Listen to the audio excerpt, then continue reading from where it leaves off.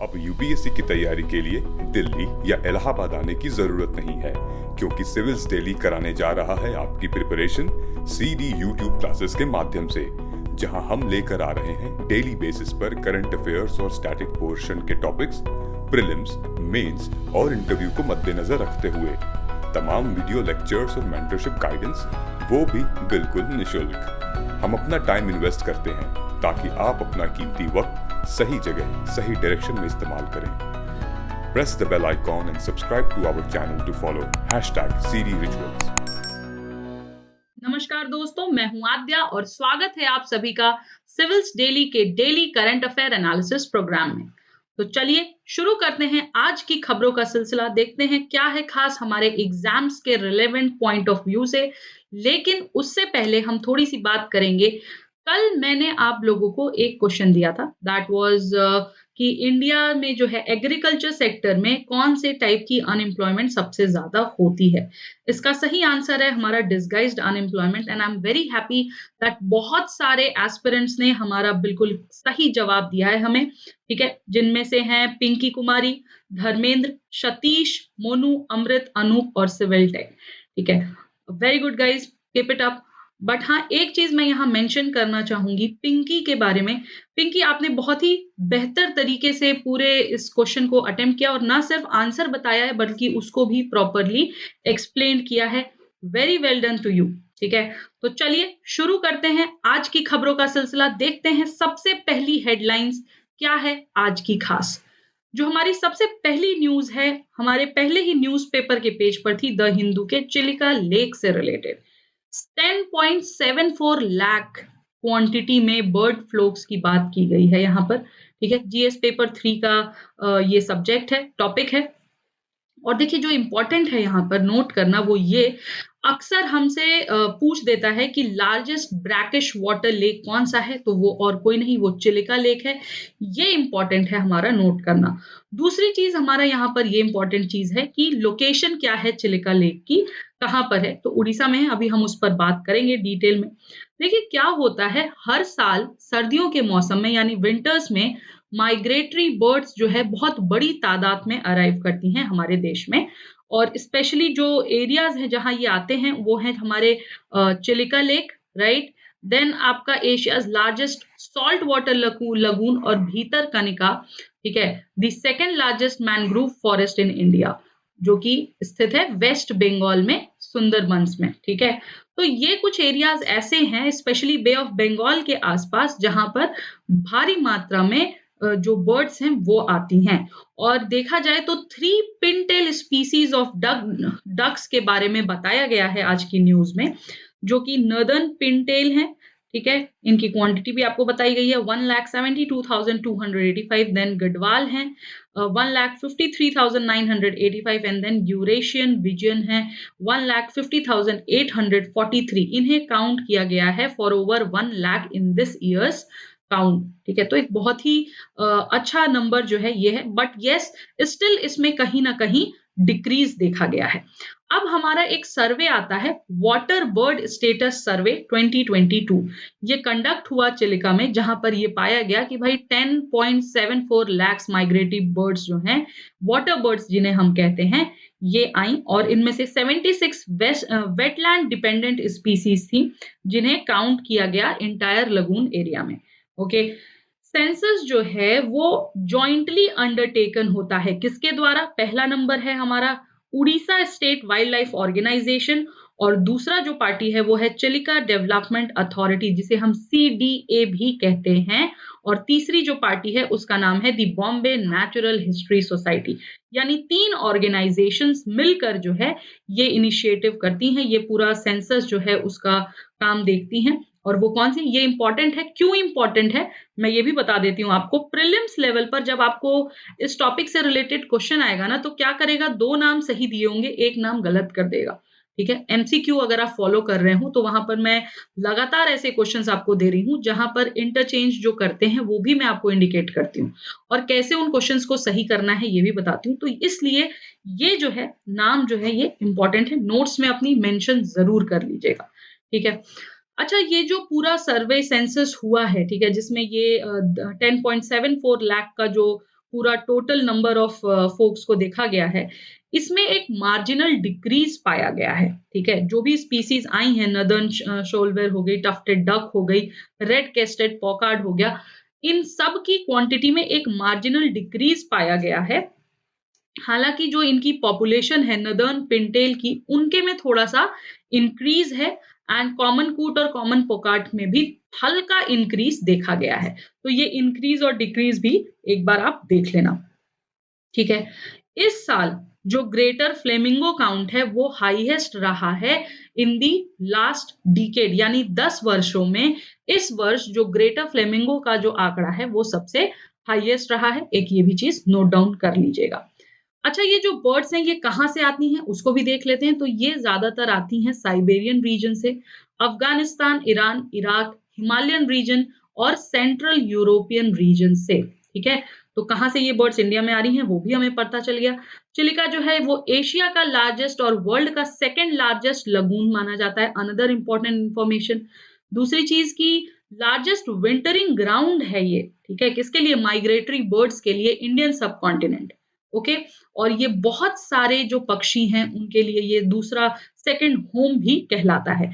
Chilika lake को 1981 में पहली बार डेजिग्नेट किया गया, किस नाम से? Indian wetland of international importance के नाम से, अंडर दी रामसार कन्वेंशन, ठीक है? ये चीजें थी। थोड़ी सी इसकी लोकेशन के बारे में भी देख सकते हैं।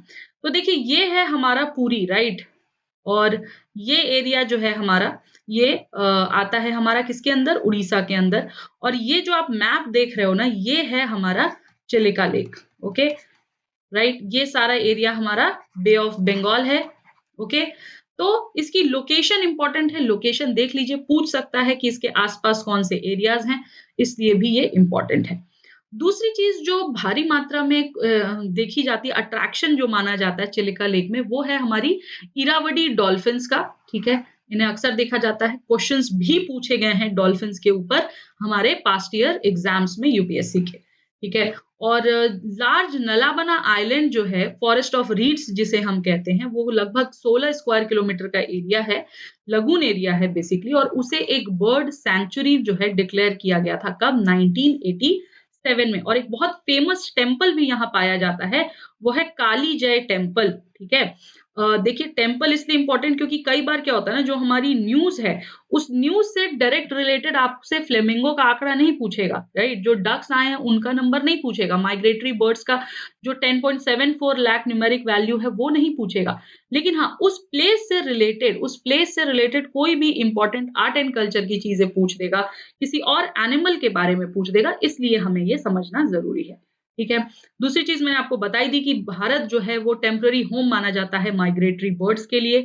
इसके बाद देखते हैं कि कुछ और इम्पोर्टेंट चीजें हैं यहाँ पर, जैसे कि अमूर फाल्कन्स हो गए, ठीक है? बिहेडेड गीज हो गई, ब्लैक नेकेड क्रेन्स हो गए, मरीन टर्टल्स हो गए, डुगोंग्स हो गए, हम्बैक वेल्स हो गई, एटसेट्रा। ये एनिमल्स भी जो हैं ये अक्सर पाए जाते हैं, ठीक है? और इसीलिए इंडियन सब कॉन्टिनेंट को जो है part of major bird flyway network भी कहा जाता है। That is the central Asian flyway, CAF के नाम से भी जाना जाता है। और ये कौन सा एरिया कवर करता है? ये आर्टिक से लेकर के इंडियन ओशन के बीच का एरिया जो है वो कवर करता है, ठीक है? और इंडिया ने एक नेशनल एक्शन प्लान भी लॉन्च किया है for the conservation of these migratory birds, okay? चलिए आगे चलते हैं दूसरी न्यूज पर, समझते हैं दूसरी न्यूज हमारी क्या कह रही है। हमारी दूसरी न्यूज है रिलेटेड टू पॉश एक्ट से। एक बहुत भयावह समस्या है हमारे भारत देश में सेक्सुअल हैरेसमेंट की, राइट? और बढ़ती तादाद में ये वर्क प्लेसेस पर भी हो रहा है। तो कहते हैं ना कि भाई बेटी बचाओ बेटी पढ़ाओ आंदोलन, लेकिन यहाँ पर जो जरूरत आज की जो समस्या है वो जो है कहीं ना कहीं ये मांग करती है कि बेटी बचाओ बेटी पढ़ाओ, लेकिन साथ साथ बेटों को भी पढ़ाओ। उन्हें भी ये एहसास दिलाओ कि जो आप सोच रहे हो अपनी सोच जो है वो सही रखें, सही डायरेक्शन में रखें, ठीक है? तो सेक्सुअल हैरेसमेंट के केस को लेकर के जो है बहुत सारी गाइडलाइंस आई हैं। जो सबसे पहली गाइडलाइन थी जिसको सुप्रीम कोर्ट ने रेफर किया था वो हमारी विशाखा गाइडलाइंस थी, राइट? नाम सुना होगा आपने, बहुत इंपॉर्टेंट वो था ये विशाखा गाइडलाइंस के बारे में। इसके बारे में अभी हम थोड़ा सा चर्चा करेंगे, लेकिन पहले देख लेते हैं कि आज का न्यूज़ क्या कह रहा है। तो देखिए एक पिटीशन फाइल की गई है सुप्रीम कोर्ट में जिसमें कि चैलेंज किया गया है बॉम्बे हाई कोर्ट के केस को। ठीक है? वो केस जिसने कि पॉश एक्ट के तहत एक ब्लैंकेट बार प्रोवाइड किया है to the parties and advocates जिससे कि उनके जो रिकॉर्ड्स हैं, ठीक है? उनसे रिलेटेड जो इन्फॉर्मेशन है वो मीडिया के साथ शेयर न की जाए। ठीक है? इंक्लूडिंग अब उस रिकॉर्ड्स में, उस इन्फो में ऐसा नहीं है कि सिर्फ़ उनकी पर्सनल इन्फो है, जी नहीं। उस पूरे केस में जितनी भी जो भी ऑर्डर्स दिए गए हैं, जो भी जजमेंट्स दिए गए हैं, उसको भी गोपनीय रखा गया है। तो इसी केस को लेकर के एक पिटीशन फाइल की गई है। ठीक है? पॉश क्या है उसको समझना है तो पॉश का मतलब होता है protection of women from sexual harassment act. Okay? As per supreme court अगर हम देखें, तो सेक्सुअल हैरेसमेंट क्या होती है? सबसे पहले ये समझना इम्पोर्टेंट है। तो देखिए, सुप्रीम कोर्ट का कहना है कि anything at work that can place the working woman at disadvantage compared to other male employees in her official career just because she is a woman can be termed as sexual harassment, right? और जो petition file हुई थी, वो आपको अभी मैंने बताई कि वो जो पार्टीज़ हैं, जो एडवोकेट्स हैं, उनका जो है अपनी जो शेयरिंग है रिकॉर्ड्स की इंक्लूडिंग ऑर्डर्स, जजमेंट्स मीडिया के साथ उसको लेकर के की गई है। अब ये जो गाइडलाइंस दी गई थी, ठीक है? बेसिकली बॉम्बे वाली, ये जस्टिस जीएस पटेल द्वारा दी गई थी और उन्होंने बोला था to protect the identities of the parties in a case under POSH act. ठीक है? तो इन्होंने पार्टीज को जो है उनकी आइडेंटिटीज को जो है वो हाइड करने की बात कही, जबकि ऐसा होना नहीं चाहिए। मेरा भी यही मानना है कि भाई अगर आप गलत कर रहे हैं तो बिल्कुल भी आपकी आइडेंटिटी को छिपाया नहीं जाना चाहिए, बिल्कुल। होता यही है कि जो गलत करता है उसके साथ जो है उसकी आइडेंटिटी को जो है लोग छुपाते हैं। लेकिन होता एक्चुअल में क्या है, जो बेचारा विक्टिम है, जिसके साथ गलत हुआ है, उसे ज़िंदगी भर की उल्लाहना सहनी पड़ती है, उसे ज़िंदगी भर का ये बोझ उठाना पड़ता है। ठीक है? बहुत सारे केसेज़ हुए हैं वुमेन्स को लेकर के, जिसमें कि ये चीज़ सामने आई है, जबकि ये गलत है। ठीक है? लोगों को खुलकर इसके खिलाफ आवाज़ भी उठानी चाहिए। जो हमारी एडवोकेट हैं, जिन्होंने ये पूरा सेटअप किया, जिन्होंने ये आवाज़, ये पिटीशन फाइल की है, उनका नाम है आभा सिंह, ठीक है?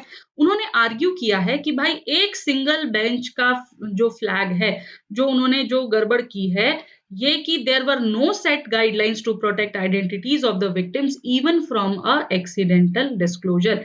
यानी जो विक्टिम है, उसकी आइडेंटिटी को नहीं छुपाया जा रहा है, लेकिन जो पार्टीज़ इन्वॉल्व्ड है, उसकी आइडेंटिटी को छुपाया जा रहा है। क्यों भाई? ऐसा क्यों? अगर किसी ने गलत किया तो उसकी आइडेंटिटी क्यों छुपानी है? आप डर क्यों रहे हो? राइट? तो आगे चलते हैं, इसमें थोड़ा-सा और इन्फॉर्मेशन देखेंगे। तो देखिए सुप्रीम कोर्ट ने 1997 के टाइम पर ही विशाखा गाइडलाइंस जो है उसे घोषित की थी और उसके तहत जेंडर इक्वालिटी की माँग उठाई थी। किसकी माँग उठाई थी? जेंडर इक्वालिटी की।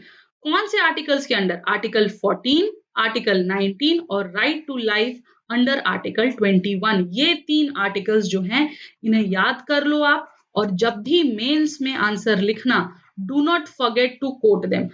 अगर आपको कभी भी वर्क प्लेस से रिलेटेड, पॉश एक्ट से रिलेटेड क्वेश्चंस आता है, आपको कभी भी फेमिनिज्म से रिलेटेड चीज़ें आती हैं, वुमेन प्रोटेक्शन से रिलेटेड चीज़ें आती हैं, आँख बंद करके आपको विशाखा गाइडलाइंस को कोट करना है वहाँ पर और ये 3 आर्टिकल्स के बारे में बताता है कि भाई सुप्रीम कोर्ट ने 1997 में ही ये चीज़ डिक्लेयर कर दी थी कि भाई dignity of women has to be maintained, हम उसके साथ कॉम्प्रोमाइज़ बिल्कुल नहीं करेंगे।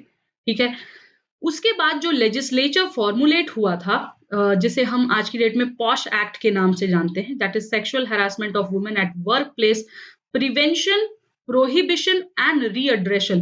3 चीज़ों को उठाया गया था इस पूरे पॉश एक्ट के तहत। पहली चीज़ प्रिवेंट करना यानी रोकथाम, प्रोहिबिट करना और तीसरी चीज़ रिड्रेसल करना कि अगर किसी के साथ ऐसा कुछ हुआ है तो उसकी प्रॉब्लम्स को एड्रेस किया जाए, उसे उसके ऊपर कार्रवाई की जाए और ये एक्ट पास हुई कब आपकी?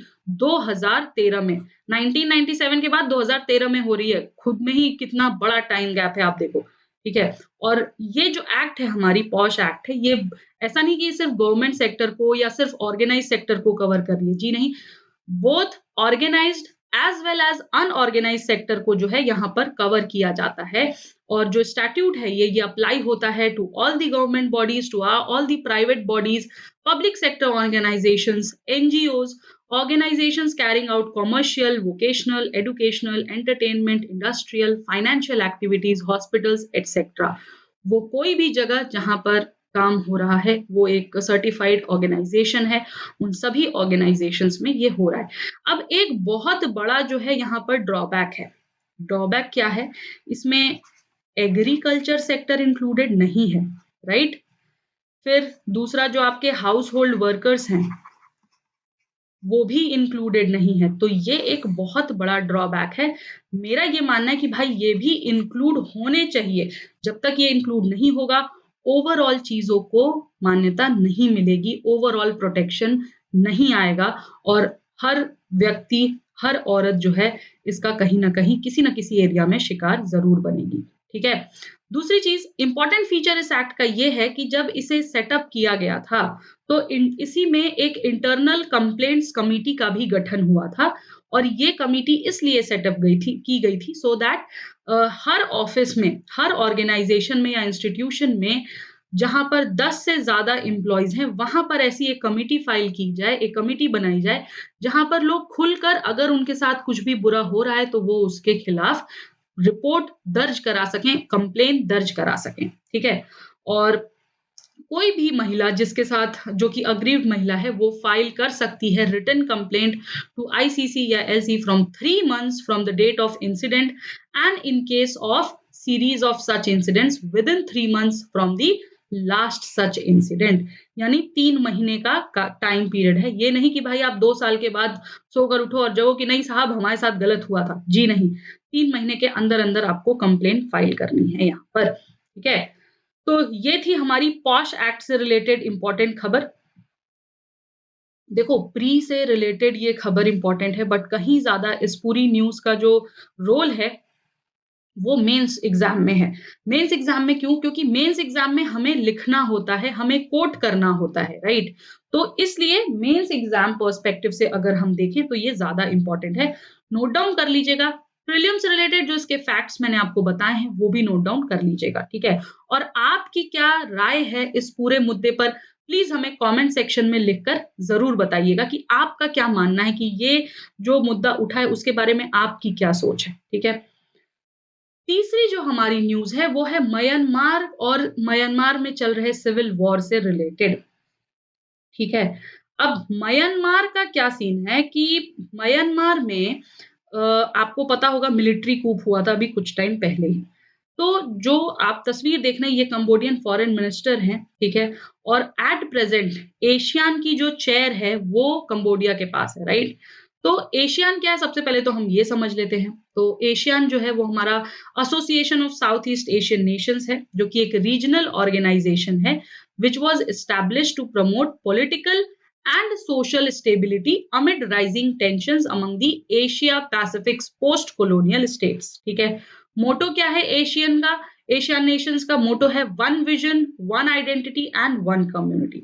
आपको मुझे यहाँ पर एक चीज बतानी है, टोटल फैक्चुअल चीज है कि एशियन डे कब मनाया जाता है, इसे कब सेलिब्रेट किया जाता है, what is that particular date? फटाफट से मुझे कमेंट सेक्शन में लिखकर बताइए। ठीक है। दूसरी चीज, जो एशियान का सेक्रेटेरिएट है वो कहाँ स्थित है? वो इंडोनेशिया जकार्ता में स्टेटेड है। मेंबर नेशंस जो हैं एशियान के अंडर वो है हमारे Indonesia, Malaysia, Philippines, Singapore, Thailand, Bruny, Vietnam, Laos, Myanmar और कंबोडिया। ठीक है। और पॉलिटिकल एंड सिक्योरिटी क्राइसिस जो म्यांमार में चल रही है उसको लेकर ये न्यूज आई है। आज की न्यूज में ये है कि जो हमारे कंबोडियन पीएम है उनका ये कहना है कि भाई देखो, म्यांमार ऑलरेडी अपने पास सिविल वॉर के इंग्रेडिएंट्स जो है वो रख के तैयार है। ठीक है। और जो पूरा जो ये अभी सिनेरियो है, जो पॉलिटिकल और सिक्योरिटी जो अभी हालत हुई पड़ी है म्यांमार की, वो कहीं ना कहीं और डीप होती जा रही है, जिसकी वजह से 3 तरह के क्राइसिस हमें देखने को मिल रहे हैं। पहला क्राइसिस है हमारा इकोनॉमिक क्राइसिस, दूसरा है हेल्थ क्राइसिस और तीसरा है ह्यूमैनिटेरियन क्राइसिस। ठीक है। और एट प्रेजेंट 2 गवर्नमेंट रूल कर रही है म्यांमार को और there are several armed forces जहां पर लोग जो है इन हालातों का सामना कर रहे हैं और एक तरह का सिविल डिसोबीडियंस मूवमेंट चलाया जा रहा है वहां पर। और ऐसा कहा जा रहा है कि गुरिल्ला वारफेयर में पूरा का पूरा देश जो है म्यांमार का वो तब्दील हो चुका है। ठीक है, ये थी हमारी इंपॉर्टेंट न्यूज म्यांमार को लेकर, म्यांमार में चल रहे हालातों को लेकर। हमने पास्ट की क्लासेस में पिछले के पिछले हफ्ते में जो है म्यांमार का पूरा इशू जो है वो कवर अप किया था, जहां पर हमने ये पाया कि भाई मिलिट्री कूप हो चुका है, आंग सान सू की गिरफ्तारी भी हुई थी। ठीक है, और 1400 लोगों से ज्यादा लगभग लोग जो है वो मारे भी गए हैं। ठीक है, तो एक इम्पॉर्टेंट पॉलिटिकल मुद्दा है इंटरनेशनल लेवल का, और उसको ही लेकर कंबोडिया ने अपनी राय रखी है एशियान के चेयर एट प्रेजेंट रखने के बाद। ठीक है, आगे चलते हैं। दूसरी जो हमारी न्यूज है वो है नॉर्थ कोरिया से रिलेटेड। अगेन जीएस पेपर 2 का टॉपिक है, आईआर का बहुत इंपॉर्टेंट टॉपिक है नॉर्थ कोरिया। आप सबको पता है नॉर्थ कोरिया अपनी मगन होकर के अपनी चाल चलता है, खुद में मगन होकर के, राइट। विश्व में क्या हो रहा है उसे कोई मतलब नहीं है, राइट। तो बेसिकली नॉर्थ कोरिया ने क्या किया है, नॉर्थ कोरिया ने फिर से एक बैलिस्टिक मिसाइल फायर की है। ठीक है, और अकॉर्डिंग टू यूएस, यूएस का ये कहना है कि भाई नॉर्थ कोरिया हमें सिग्नल कर रहा है कि वो कभी भी किसी भी तरीके से इंटरेस्टेड नहीं है इन रीजॉइनिंग दी डीन्यूक्लियराइजेशन। एक दो क्लास पहले जो है हमने बात की थी न्यूक्लियराइजेशन की, कि बहुत सारे देश जो है स्पेशली वो सामने आए हैं, जो हमारे ग्लोबल पावर्स जिन्हें हम कहते हैं वो सामने, और उन्होंने कहा है कि यार देखो न्यूक्लियर पावर्स जो हैं, न्यूक्लियर वेपन्स जो हैं वो सिर्फ और सिर्फ खुद की सिक्योरिटी के लिए यूज होने चाहिए और इसका कोई भी यूज नहीं होगा। एनपीटी जहां हमने पढ़ा था, नॉन प्रोलिफरेशन ट्रीटी, ठीक है, ये चीजें आई थी न्यूज में, इंपॉर्टेंट थी। उसी को लेकर रिलेटेड अब देखो, अब एक तरफ जो है बैठक चल रही है कि भाई एनपीटी को फॉलो किया जाए, न्यूक्लियर पावर्स जो है वो लोग अगर मेंटेन करें तो उसका कोई भी और यूज नहीं होगा, सिर्फ और सिर्फ सिक्योरिटी पर्पस के लिए ही होगा, कोई किसी के ऊपर हमला नहीं करेगा। वहीं दूसरे ही दिन जो है कोरिया क्या करता है, नॉर्थ कोरिया क्या करता है, नॉर्थ कोरिया एक बैलिस्टिक मिसाइल फायर कर देता है सी में, ये दिखाने के लिए कि भैया हमें तुम्हारे न्यूक्लियराइजेशन से कोई लेना देना नहीं। और आपको पता होगा कुछ साल पहले जो है कोरिया ने इस पैक्ट से खुद को अलग भी कर लिया था, और जो इनके लीडर हैं नॉर्थ कोरिया, कोरियन लीडर हैं जो किम जोंग उन, उन्होंने वाव लिया था, उन्होंने कसम भी खाई थी कि वो अपने देश की मिलिट्री कैपेबिलिटी को आने वाले टाइम में और ज्यादा शक्तिशाली और ज्यादा प्रभावशाली बनाएंगे, उसे और एनलार्ज करेंगे और स्ट्रेंथन करेंगे, राइट। और इसी उस पर जो है यूएस बोलता है कि भाई नॉर्थ कोरिया का जो वेपन प्रोग्राम है that is totally illicit weapon program, they follow a totally illicit weapon program. और नॉर्थ कोरिया को जो है बार्ड भी किया गया है इंटरनेशनल लॉ के तहत from testing ballistic missiles and nuclear weapons. ठीक है, तो ये ध्यान रखना कि नॉर्थ कोरिया ऑलरेडी बार्ड में था। ओके, दूसरी चीज, बैलिस्टिक मिसाइल क्या है, तो बैलिस्टिक मिसाइल को समझने के लिए थोड़ा सा समझ लो कि ये वो रॉकेट है जो कि सेल्फ गाइडेड स्ट्रैटेजिक वेपन के अंडर आता है, सिस्टम, वेपन सिस्टम के अंदर आता है, और वो एक बैलिस्टिक ट्रैजेक्टरी जो है फॉलो करता है to deliver a payload from its launch site to pre determined target. ठीक है, बैलिस्टिक मिसाइल इसलिए मैंने समझाया क्योंकि ये इस टॉपिक से रिलेटेड अक्सर क्वेश्चंस आ जाते हैं। अब आपको मुझे बताना है इंडिया के पास कौन सी बैलिस्टिक मिसाइल्स हैं, इनके बारे में फटाफट से कमेंट करके मुझे बता दीजिए, कि कुछ भी एक दो नाम भी अगर आपको याद हो तो चलेगा। ठीक है, तो ये चीज थी इस न्यूज से रिलेटेड। आगे चलते हैं, इसकी थोड़ी सी लोकेशन देख लेते हैं। आप देखो ये चाइना है हमारा, ये हमारा नॉर्थ कोरिया है, और ये हमारा साउथ कोरिया है। ठीक है, तो चाइना और साउथ कोरिया के बीचों बीच हमारा नॉर्थ कोरिया, देखने में बिल्कुल ही छोटा सा देश है लेकिन विश्व लेवल पर आतंक फैलाए हुए है। ठीक है, और चाइना का ये अलाई है, ये याद रखना आपको, नॉर्थ कोरिया जो है ये चाइना का अलाई है, और बहुत टाइम से भाई कोरियन वॉर चर्चा में है। ओके, आगे चलते हैं। एक क्वेश्चन है आपके लिए आज के लिए कि अग्नि 5 मिसाइल से रिलेटेड, ठीक है, इसको मैंने कोरिलेट करने की कोशिश की है बैलिस्टिक मिसाइल सिस्टम से, तो इसको सॉल्व करिएगा और मुझे कमेंट सेक्शन में अपना आंसर जरूर बताइएगा कि क्या होगा इसका करेक्ट आंसर। देखते हैं आज कितने लोग जो है इस क्वेश्चन को सही कर पाते हैं। ठीक है, और कोशिश भी करिएगा कि जो करंट अफेयर्स जाए आज का, आप उसको जब सॉल्व करोगे तो 5 आउट ऑफ 5 स्ट्रीक मेंटेन करो। अगर करते हो तो बहुत अच्छी बात, नहीं करते हो तो कोई बात नहीं, अटेम्प्ट करो, एटलीस्ट कोशिश करो जितना बेस्ट दे सकते हो, ठीक है? तो ये थी आज की कुछ खास खबरें। आई होप आपको समझ आ गई होंगी और आप हमसे जुड़े तो हुए ही हैं डेली #CD रिचुअल्स के तहत। और लोग जो हमारे साथ पहली बार जुड़ रहे हैं, आप भी हमसे जुड़ सकते हैं इन तमाम प्रोग्राम्स, इन तमाम यूट्यूब क्लासेस के तहत, जो कि एब्सोल्युटली फ्री हैं आपके लिए, ठीक है? सो चलिए, इसी के साथ आज के लिए मैं यहीं पर खुद को रोकती हूँ, पॉज़ देती हूँ और कल फिर मिलेंगे इसी समय पे। तब तक के लिए नमस्कार, जय हिंद, जय Bharat and yes, do not forget to like, subscribe and comment. Thank you so much. Subscribe to our YouTube channel and press the bell icon on the YouTube app and never miss another update from Civil's Daily.